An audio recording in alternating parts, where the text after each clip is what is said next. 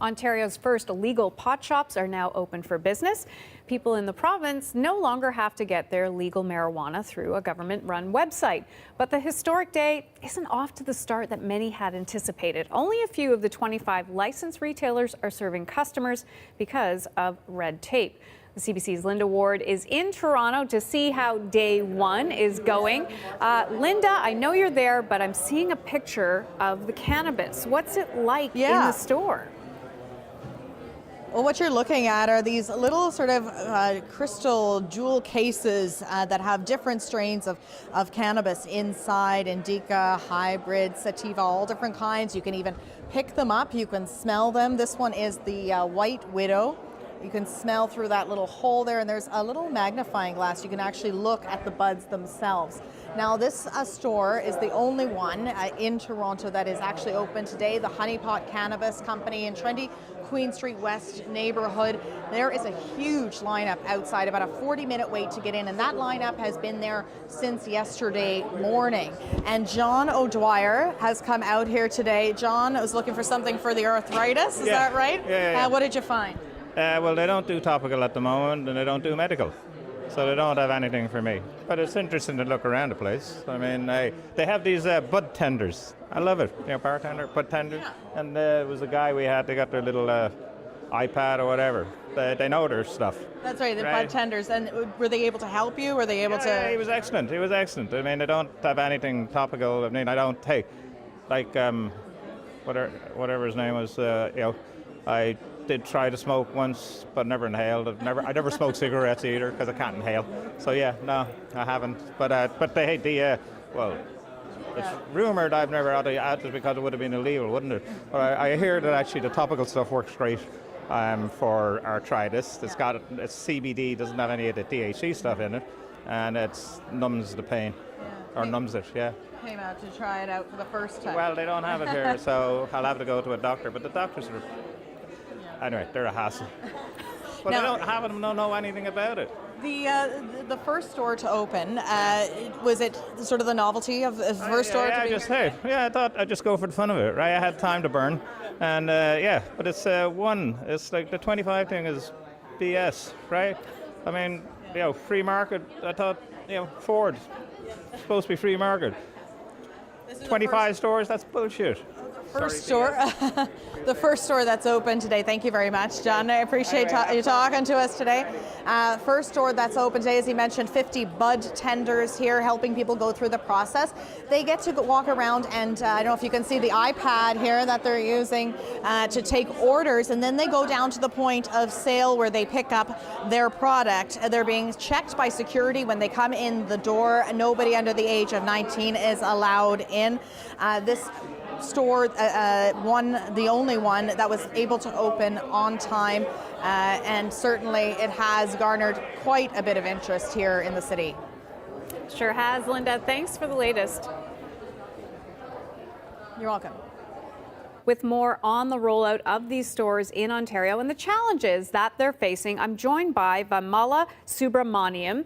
She's a reporter with the Financial Post and focuses on the cannabis industry. So only 10 of the 25 slated brick and mortar stores have opened in Ontario. Why are there so few so far? Hi, Hannah. Thanks for having me. It's because the lottery process in order to obtain a license for retail in Ontario only took place in January 11th. So if you think about it, you've had from January 11th till April 1st, under 3 months to get everything together, from finding a lease for a place, hiring workers, signing supply agreements with licensed producers, and the Ontario Cannabis Store to obtain product, and the process itself with the regulating body, the AGCO, is extremely complicated in that there's a pre-inspection of your shop, there's a post-inspection just before it's open. So there's essentially a lot of red tape that goes into opening up the cannabis store, and it takes time. And they had under 3 months to get this all together. a lot of the retailers that won licenses didn't have retail experience because a lot of them were sole proprietors, so just put their name in the ballot. So yeah, I think, all those reasons combined is why you only see 10 stores. And originally, under the previous government, it was supposed to open in conjunction with the liquor stores. That's right. So under the Liberal government, the scheme was that the Ontario Cannabis Store, which now sells online cannabis, would also be in charge of brick and mortar stores. Now, what we saw happening was the Ford government came in and he said, I don't want the province to be in charge of this. I want small businesses to get a cut of the cannabis market, to kind of get a piece of the pie. So what he did initially was he said everyone can apply for a license. Now, all of a sudden in December, attributing this to supply shortage, he then said, nope, we're just going to give out 25 licenses, and these licenses will be dispensed by a lottery process. So that kind of really reduced the number of stores that would come into the province, which is very different from other provinces, by the way. Yeah, and one of the big issues, and you were mentioning it there, is, and the shops are raising this, that there's a possible lack of supply. But Statistics Canada says we have more than enough. What's going on there?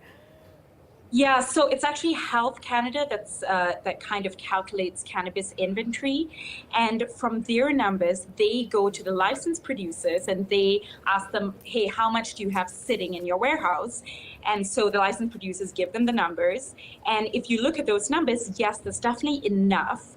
But there seems to be some sort of hiccup between getting product from the licensed producers all across the country to stores. And to be honest with you, no one has been really able to pinpoint why that's a problem. Everyone has theories on why that could be the case, such as a lot of the inventory is unfinished product and hasn't been packaged finished product because of issues like excise stamps and obtaining them. Just a lot of little red tape that goes into packaging it because this is such a regulated industry. So I think this is going to iron itself out over time. And, within the next few years, obviously the supply demand issue will even out. But for now, yeah, there's a supply shortage. The stores across the country, they're only allowed to offer approved forms of cannabis. So that leaves out edibles. But the government is looking into that. Where do things stand on getting edibles approved? Yeah, so where it stands right now legislatively is that there have been draft regulations that have been proposed. All the terms of what kind of products are going to be legal have been laid out. So that includes vape pens, certain kinds of edibles, not candies, not brownies, not anything that's appealing to kids. And if the federal government has said that will become legal by October. However, we have, the legislative process to go through. The draft regulations have to be discussed and passed in the House. So once that happens, possibly October 2019, we'll see those new line of products hit the market. Still a ways to go on that. And what are you noticing? Is there any effect the physical stores are having on the black market?